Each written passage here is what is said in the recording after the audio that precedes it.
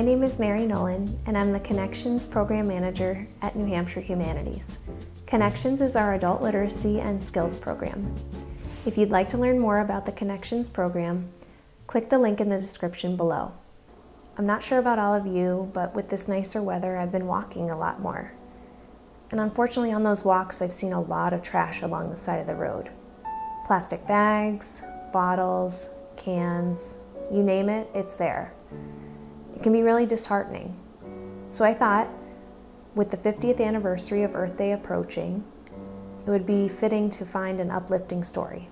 And that's why I've chosen One Plastic Bag, Isatou Ceesay and the Recycling Women of the Gambia, by Miranda Paul and illustrated by Elizabeth Zunon. In this true story, we head to West Africa in a country called the Gambia, where we meet Isatou Ceesay. With the power of one idea, a little creativity, and help from her friends, she is tackling a huge problem in her society: plastic bags. As always, I've got some questions for you. These questions can be answered either before or after you complete the story. These questions are meant to help you think more deeply about the issues raised, as well as to hopefully make you connect more with the material. Here are my questions. What is the role of single-use plastics in our society? How have you seen the environment change in your lifetime? What are you doing to reduce, reuse, or recycle? And finally, can one person make a positive difference in the world? One Plastic Bag, Isatou Ceesay and the Recycling Women of the Gambia, by Miranda Paul and illustrated by Elizabeth Zunon. Njau, Gambia. Isatou walks with her chin frozen. Fat raindrops pelt her bare arms. Her face hides in the shadow of a palm leaf basket, and her neck stings with every step. Warm scents of burning wood and bubbling peanut stew drift past her. Her village is close now. She lifts her nose to catch the smell. The basket tips. One fruit tumbles, then 2, then 10. The basket breaks. Isatou kicks the dirt. Something silky dances past her eyes, softening her anger. It moves like a flag, flapping in the wind, and settles under a tamarind tree. Isatou slides the strange fabric through her fingers and discovers it can carry things inside. She gathers her fruits in the bag. The basket is useless now. She drops it, knowing it will crumble and mix back in with the dirt. 4 goats greet Isatou as grandmother Mbombe emerges from her kitchen hut. Hurry in before the rain soaks your beautiful Mbomba. Isatou scurries in, and grandmother serves spicy rice and fish. Rain drums on the creaking aluminum roof. I broke your basket, Isatou confesses, but I found this. Plastic, grandmother frowns. There's more in the city. Day after day, Isatou watches neighbors tote their things in bright blue or black plastic bags. Children slurp water and Njau from their tiny holes poked in clear bags. Market trays are filled with minties, wrapped in rainbows of plastic. The colors are beautiful, she thinks. She swings her bag high. The handle breaks. 1 paper escapes, then 2, then 10. Isatou shakes sand off her papers. Another plastic bag floats by, and she tucks her things inside. The torn bag is useless now.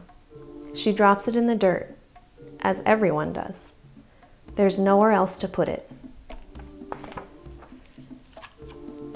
Day after day, the bag she dropped is still there. 1 plastic bag becomes 2, then 10, then 100. Plastic isn't beautiful anymore, she thinks. Her feet step down a clearer path, and the thought floats away. Years pass, and Isatou grows into a woman. She barely notices the ugliness around her, until the ugliness finds its way to her. Isatou hears a goat crying and hurries toward grandmother's house. Why is it tied up? Where are the other goats? Inside, the butcher is speaking in a low voice. "Many goats have been eating these," he says. "These bags twist around their insides, and the animals cannot survive. Now there are 3 of your goats, and so many other goats in the village have died." Grandmother Mbombe's powerful shoulders sag. Isatou must be strong and do something. But what?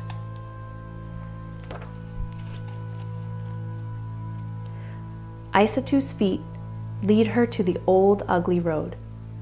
A pile of garbage stands as wide as grandmother's cooking hut. Mosquitoes swarm near dirty pools of water alongside the pile. Smoke from burning plastics stings her nose. Her feet back away. Goats scamper past. They forage through the trash for food. Her feet stop. She knows too much to ignore it now. Holding her breath, she plucks 1 plastic bag from the pile, then 2, then 10, then 100.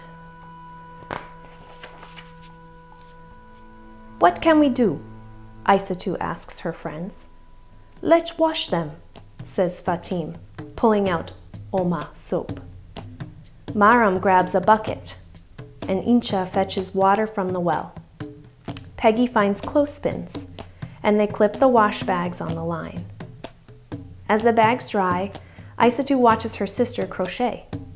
"Can you teach me?" "Wow." Yes. Her sister shows Isatou the stitches, then hands her a metal tool. Isatou's fingers busy themselves. In, out, and around. Jarujef. Thank you.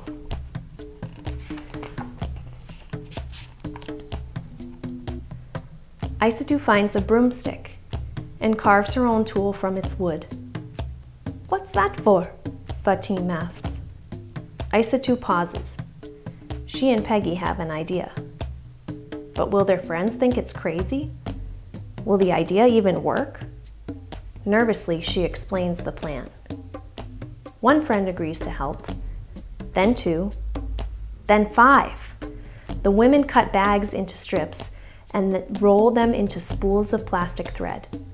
Before long, they teach themselves how to crochet with this thread. "Nanka ligebi?" asks grandmother. "How is the work?" "Ndanka, ndanka," answers Isatou. "Slow. Some people in the village laugh at us. Others call us dirty. But I believe what we are doing is good." The women crochet by candlelight, away from those who mock them. Until a morning comes when they no longer work in secret. Fingers sore and blistered, Isatou hauls the recycled purses to the city. 1 person laughs at her, then 2, then 10, then 1 woman lays Dalasi coins on the table. She chooses a purse and shows it to 1 friend, then 2, then 10. Soon everyone wants one. Isatou fills her own purse with Dalasi. She zips it shut and rides home to tell grandmother. She has made enough to buy a new goat. When she passes by the pile of rubbish, she smiles because it's smaller now. She tells herself, one day it will be gone, and my home will be beautiful. And one day, it was.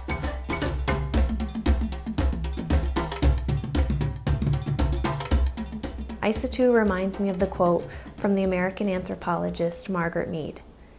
Never doubt that a small group of thoughtful, committed citizens can change the world. Indeed, it is the only thing that ever has. And you can too. As always, we'd love for you to engage in the conversation. Feel free to comment below on any of the essential questions that I posed at the beginning of the story, or send us readings or topics you'd like to hear in a future episode. We'd love to hear from you. See you next time.